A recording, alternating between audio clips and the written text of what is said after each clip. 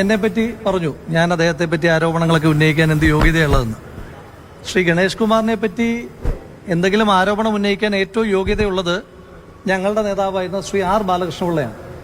അദ്ദേഹം Shri K B Ganesh കുമാറിനെ പറ്റി പറഞ്ഞൊരു ആരോപണമുണ്ട്.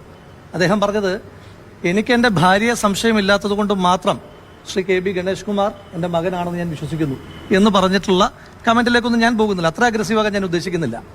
പിന്നെ അദ്ദേഹം IVF സെന്ററുകളുടെ കാര്യം പറഞ്ഞു.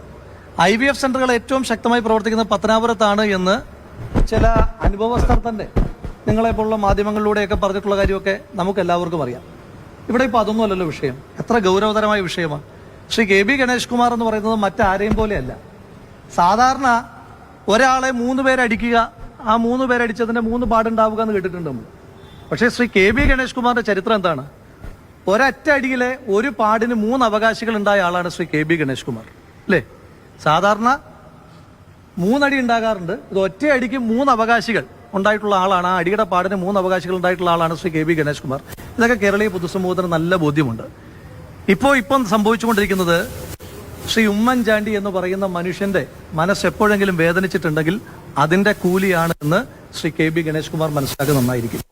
ഇനി ഗൗരവതരമായ ചോദ്യമുള്ളത്, ഈ സംസ്ഥാനം ഭരിക്കുന്ന സംസ്ഥാന സർക്കാർ ഒരു മെയിലിലൂടെ ഊരും പേരുമില്ലാത്ത, ആരുടേതാണെന്ന് പോലും അറിയാത്ത മെയിലിലൂടെ SIT രൂപീകരിച്ച് അന്വേഷണം നടത്തി ഒരു ഹോട്ടൽ വളഞ്ഞ് ജനപ്രതിനിധിയെ അറസ്റ്റ് ചെയ്യാൻ താല്പര്യപ്പെടുന്ന കേരള പോലീസിന് നേതൃത്വം കൊടുക്കുന്ന കേരളത്തിന്റെ മുഖ്യമന്ത്രി ശ്രീ പിണറായി വിജയനോട് ചോദിക്കാനായിട്ടുള്ളത്, അങ്ങയുടെ ക്ലിഫ് ഹൗസിനോട് വളരെ അടുത്ത് താമസിക്കുന്ന ശ്രീ കെ ബി ഗണേഷ് കുമാറിനെ അറസ്റ്റ് ചെയ്യാൻ അങ്ങയുടെ പോലീസ് എപ്പോഴാണ് പുറപ്പെടുക?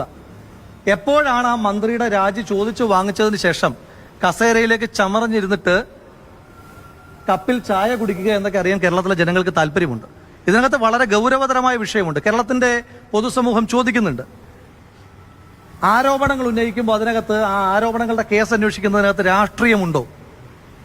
ജനങ്ങൾ ചോദിക്കുകയാണ്. ആ ചോദിക്കുമ്പോൾ ഇവരെന്താ മറുപടി പറയാൻ പോകുന്നത്? ശ്രീ കെ ബി ഗണേഷ് കുമാറിനെ പോലെ നിരന്തരമായ ആരോപണങ്ങൾ ഏറ്റുവാങ്ങുന്ന ഒരു സീരിയസ് ആയിട്ട് ആരോപണങ്ങൾ കേൾക്കേണ്ടി വരുന്ന ഒരു ഹാബിച്വൽ ഒഫൻഡർ, അദ്ദേഹത്തിനെതിരായിട്ട് അദ്ദേഹത്തിന്റെ ഭാര്യ വളരെ ഗൗരവതരമായ ഒരു ആരോപണം ഉന്നയിക്കുന്നു. അത് മാധ്യമങ്ങളോട് ഉന്നയിക്കുകയല്ല. അവര് ഈ സംസ്ഥാനത്തിനകത്ത് ഈ രാജ്യത്തിനകത്ത് തന്നെ എല്ലാ സ്ത്രീകൾക്കും വിശ്വാസത്തോടു കൂടി പരാതി പറയുവാൻ കഴിയുന്ന കൺട്രോൾ റൂം നമ്പർ, അല്ലേ, 112ലേക്ക് അവർ വിളിക്കുന്നു. ആ വിളിക്ക് എന്ത് പരിഹാരമുണ്ടായി എന്ന് കേരളത്തിന്റെ മുഖ്യമന്ത്രി പറയണം. 2, അതിനെ തുടർന്ന് SP ആ വിഷയത്തിനകത്ത് ഇടപെട്ടിട്ട് എന്ത് മറുപടി ഉണ്ടായി, എന്ത് തീരുമാനമുണ്ടായി എന്ന് SP പറയണം. ഇന്ന് ശ്രീ കെ ബി ഗണേഷ് കുമാറിന്റെ ജീവിത പങ്കാളിയായ അതിജീവിത ഗാർഹിക പീഡനങ്ങൾ നിരവധി തവണ ഏറ്റുവാങ്ങേണ്ടി വന്ന അതിജീവിത പറഞ്ഞ ഏറ്റവും പ്രധാനപ്പെട്ട വസ്തുതയുണ്ട്. എന്താണ് അവര് പറഞ്ഞത്? അവരുടെ ഫോൺ ചോർത്തിക്കൊണ്ടിരിക്കുകയാണ് മന്ത്രി. എങ്ങനെയാ കഴിയുന്നത്? നിങ്ങൾ വിചാരിച്ച ഫോൺ ചോർത്താൻ കഴിയുമോ? എത്ര ഗൗരവമുള്ള ആരോപണമാണ് അവർ ഉന്നയിച്ചിരിക്കുന്നത്. കൃത്യമായ അധികാരത്തിന്റെ എല്ലാ തരത്തിലുമുള്ള ദുർവിനിയോഗം അല്ലേ നടന്നിരിക്കുന്നത്. എങ്ങനെയാണ് ഒരു വ്യക്തിയുടെ ഫോൺ ചോർത്തുവാൻ?